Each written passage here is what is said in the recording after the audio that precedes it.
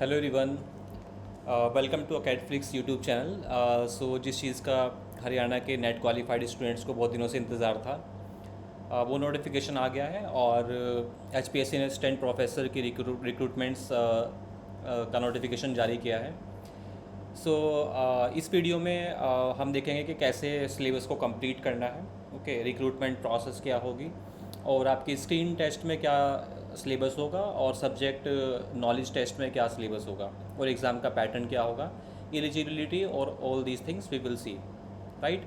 और हम आपको एग्जामिनेशन की प्रिपरेशन में कैसे हेल्प करेंगे, that we are going to discuss in this short video, right. So सबसे पहले डेट्स।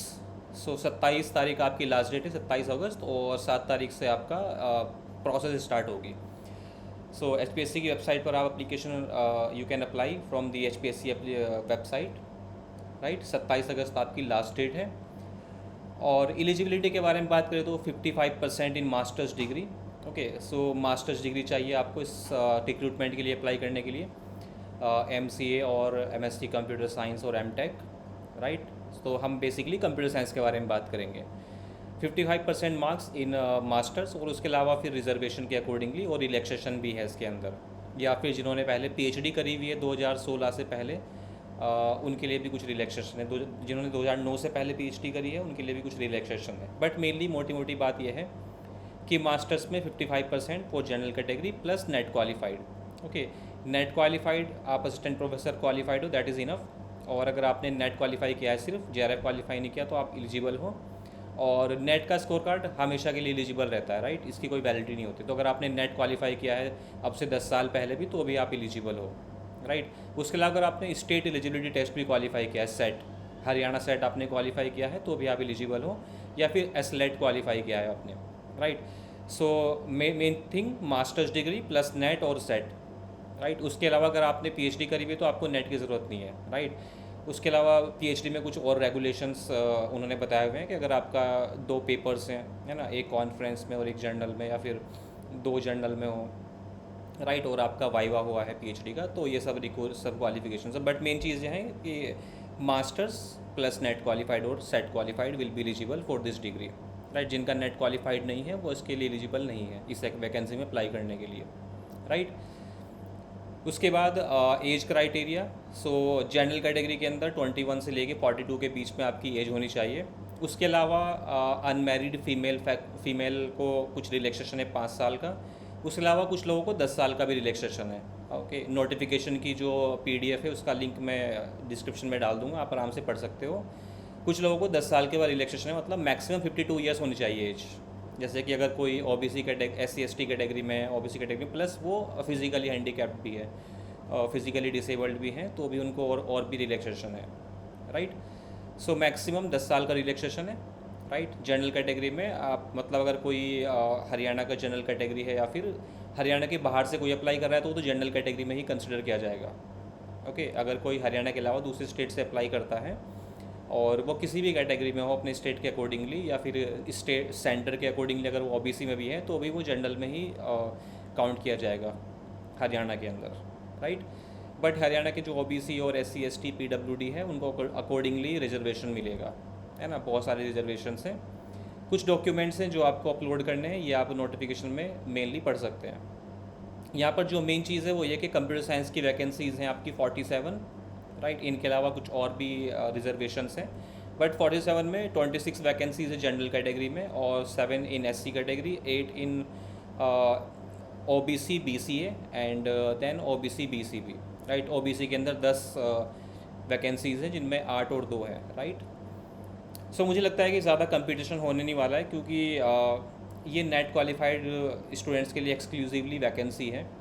और नेट क्वालिफाइड स्टूडेंट, थोड़ा सा कंपटीशन इसलिए हो सकता है कि जिन्होंने रिसेंटली नेट क्वालिफाइड किया है वो बहुत कम बच्चे होंगे, बट कुछ लोगों ने पहले से नेट क्वालिफाई किया हुआ है, राइट। पिछले 10 साल में जिन्होंने भी क्वालिफाई किया होगा वो भी अप्लाई करेंगे, गिवन दैट कि वो अगर जनरल कैटेगरी में तो 42 ईयर्स के कम होने चाहिए, राइट। अगर वो फीमेल हैं तो 5 साल का और रिजर्वेशन मिलेगा। अगर अनमैरिड फीमेल है तो उसके अलावा और भी रिजर्वेशन है, राइट। फीमेल्स के लिए तो बहुत रिजर्वेशन है इसमें, वो आप नोटिफिकेशन के अंदर पढ़ सकते हैं, राइट। सो मेनली हम कंसिडर करें कि 47 वैकेंसीज़ हैं, और उसके अलावा फिर रिजर्वेशन में अलग से।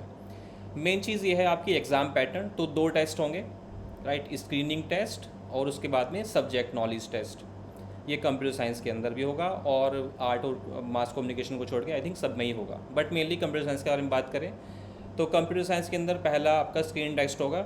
और ये भी इन्होंने लिखा हुआ है कि ये हो सकता है कि स्क्रीनिंग टेस्ट जो है वो स्क्रैप भी कर दें, वो उनकी मर्ज़ी है।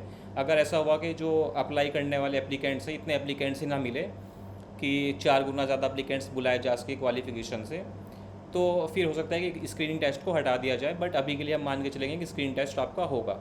राइट, स्क्रीनिंग टेस्ट में टोटल 100 क्वेश्चंस होंगे, वही जो एचपीएससी का पैटर्न रहता है। एचपीएससी का पीजीटी का पैटर्न भी यही था और असिस्टेंट प्रोफेसर का पैटर्न भी यही है। राइट, सिलेबस अलग है। तो एचपीएससी में भी एचपीएससी पीजीटी कंप्यूटर साइंस में भी 100 क्वेश्चंस थे स्क्रीनिंग टेस्ट में, बट पहले स्क्रीनिंग टेस्ट में उन्होंने जनरल पेपर भी इंक्लूड किया हुआ था, बट लास्ट में उन्होंने जब लेटेस्ट नोटिफिकेशन आया था तो सिलेबस चेंज किया था और पूरा का पूरा वो सब्जेक्ट वाइज सब्जेक्ट नॉलेज ही हो गया था। राइट, तो अभी हम ये मान के चल रहे हैं, वैसे ऐसा हो सकता है कि 80 क्वेश्चन जो है वो कंप्यूटर साइंस से आएंगे और 20 क्वेश्चन हो सकता है कि वो जनरल अवेयरनेस से आ जाए। राइट, बट मेरा मानना ये है कि मुझे लगता है कि बहुत ही ज़्यादा चांसेस है कि 100 के 100 क्वेश्चन जो है वो कंप्यूटर साइंस से ही आएंगे।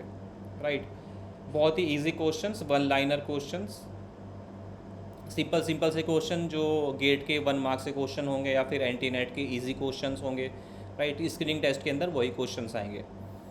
2 आवर्स आपको मिलेंगे इस पेपर को सॉल्व करने के लिए। 100 मार्क्स का पेपर होगा, हर एक क्वेश्चन 1 मार्क का होगा, तो 100 मार्क्स का पेपर होगा। राइट, 5 ऑप्शन होंगे ABCDE, जो करेक्ट ऑप्शन है A से लेकर D तक होंगे, उनमें से किसी एक को आपको मार्क करना है।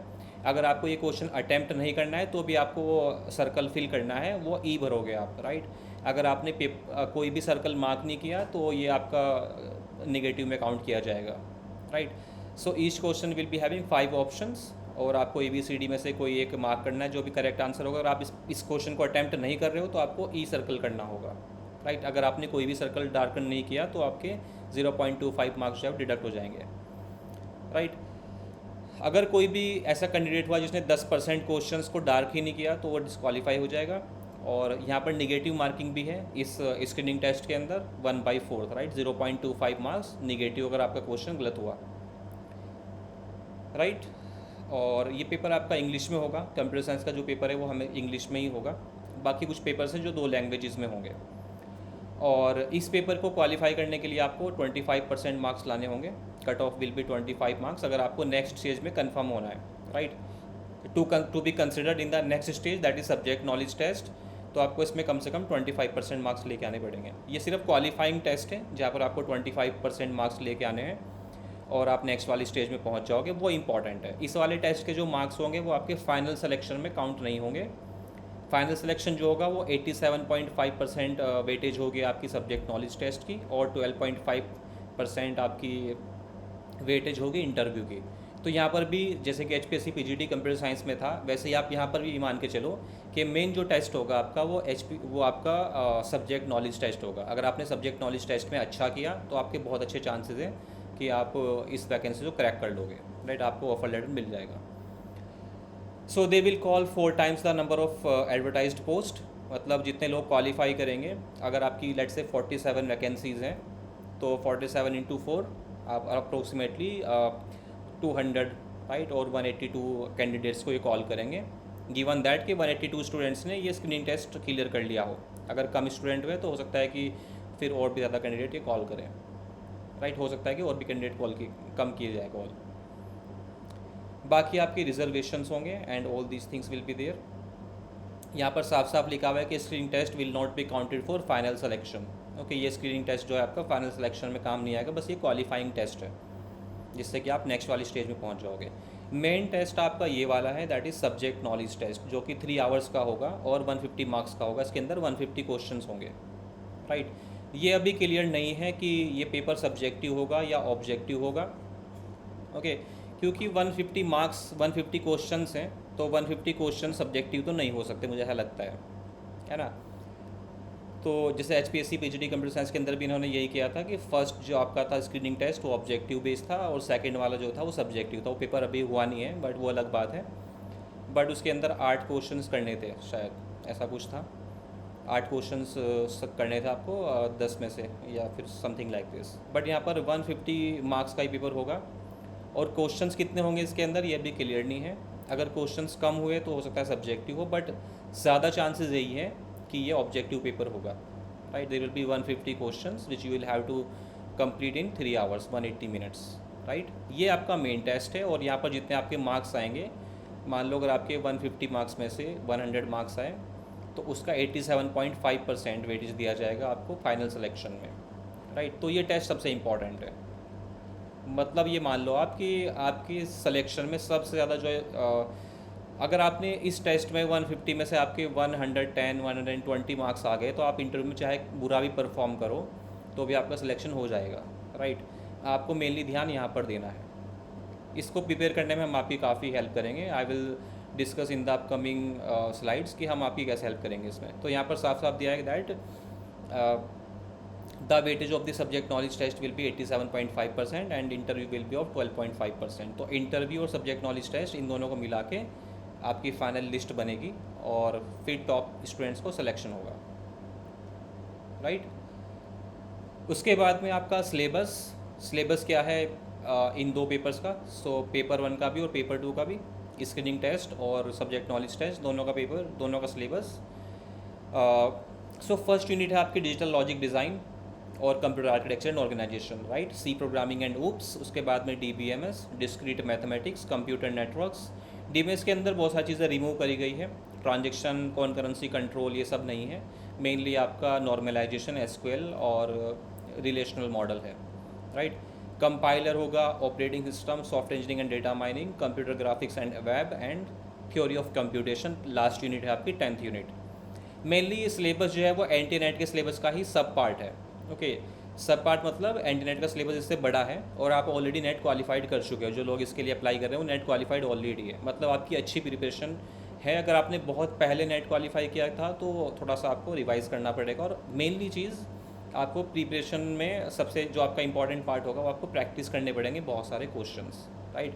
अगर आपने रिसेंटली नेट क्वालिफाइड किया है तो आपके तो कॉन्सेप्ट बहुत अच्छे होंगे, मतलब हो सकता है कि आपकी याद हो सब चीज़ें, बट आपको प्रैक्टिस की ज़रूरत पड़ेगी मेनली, राइट। टेस्ट सीरीज़ और रिवीजन, ये चीज़ आपको करनी पड़ेगी, है ना। बहुत ही गोल्डन अपॉर्चुनिटी है स्पेशली फीमेल कैंडिडेट्स के लिए जो हरियाणा की हैं और जिनका नेट क्वालिफाइड है। अगर आपका कहीं पर नेट का यूज़ है पूरी लाइफ टाइम में, आपकी अगर नेट जो आपने क्वालिफाई किया है उसका कहीं पर यूज़ है तो वो यहाँ पर है इस वैकेंसी के अंदर, राइट। ये हाँ इस वैकेंसी के लिए आप नेट दे रहे थे।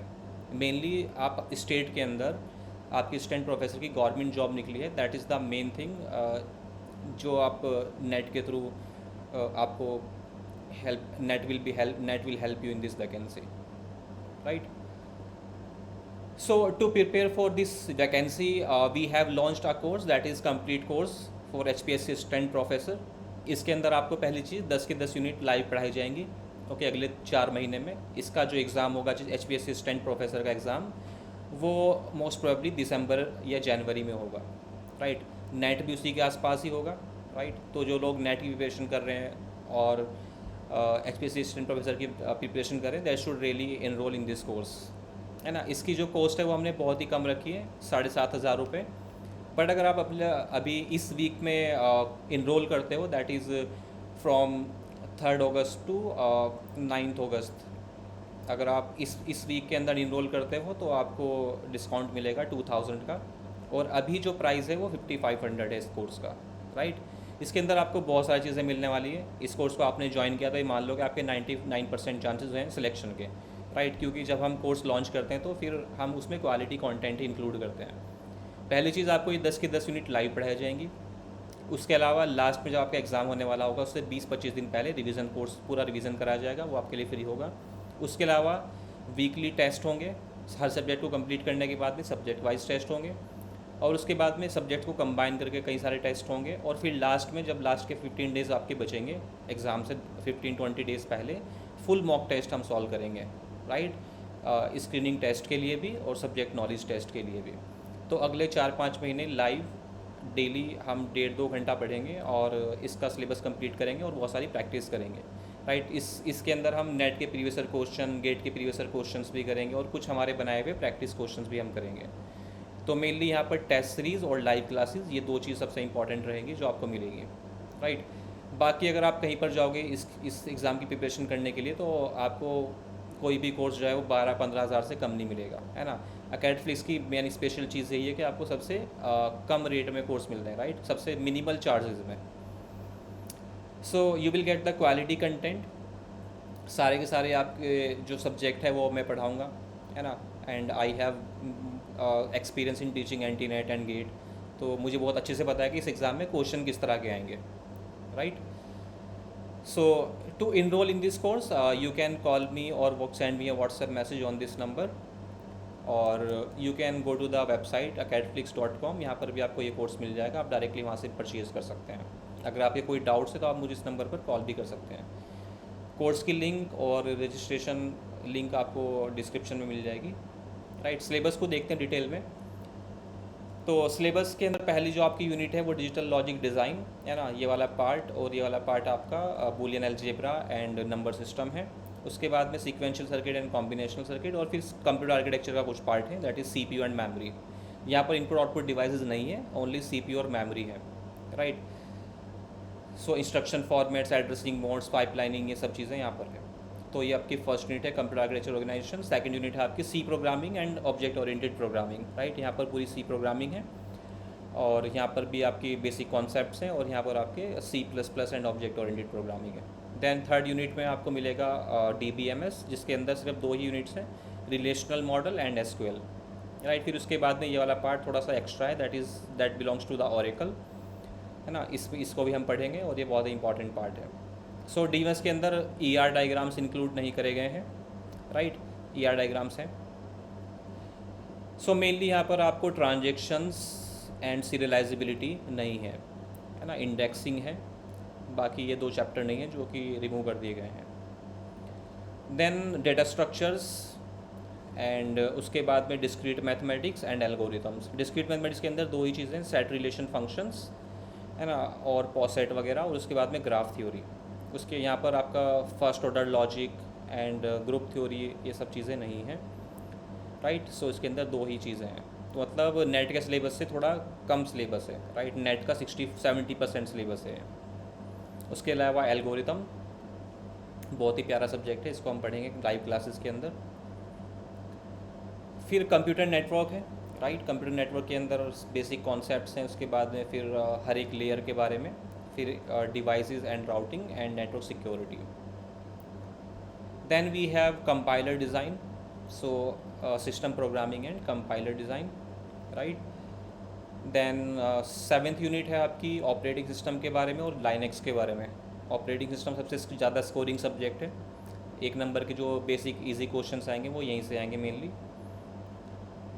उसके बाद में software engineering, data mining and data warehousing, जो आपने नेट में पढ़ा है। अगर नहीं पढ़ा है तो कोई दिक्कत नहीं है, हम ये मान के चलेंगे इस कोर्स के अंदर कि आपने कुछ नहीं पढ़ा है, हम आपको बिल्कुल ज़ीरो से पढ़ाएंगे, राइट। अगर आपने नेट 5-10 साल पहले भी दिया था और आपको बिल्कुल ज़ीरो से प्रिपरेशन करनी है, आपको कुछ भी याद नहीं है कंप्यूटर साइंस के अंदर, तो भी आपको सब कुछ समझ में आएगा, क्योंकि हम बिल्कुल ये मान के चलेंगे कि आपको कुछ नहीं आता, हम ज़ीरो से स्टार्ट करेंगे बिल्कुल, राइट, बेसिक सी प्रोग्रामिंग से।